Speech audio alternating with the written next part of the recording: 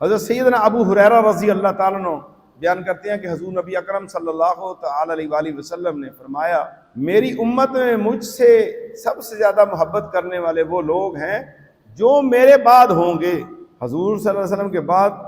دیکھ لیں گے کون ہے، اور یہ بھی امت کے لیے خوشخبری ہے کہ صحابہ کرام کی زندگی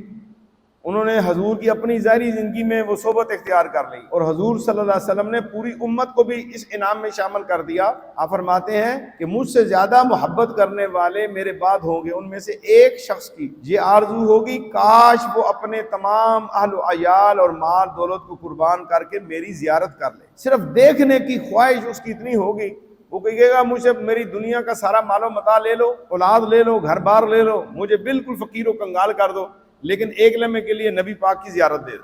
کروا دو۔ یہ ہر ایک کی خواہش ہے یا نہیں؟ اس کی بشارت حضور صلی اللہ علیہ وسلم نے اپنے زمانے میں دی ہے۔ اگر آج کوئی کسی کو کہے کہ حضور کی زیارت ہونے والی ہے، سب کچھ قربان کر دو، تو میں سمجھتا ہوں کہ آپ سارے کے سب کچھ قربان کرنے والے بن جائیں، کیونکہ حضور سے محبت ہے۔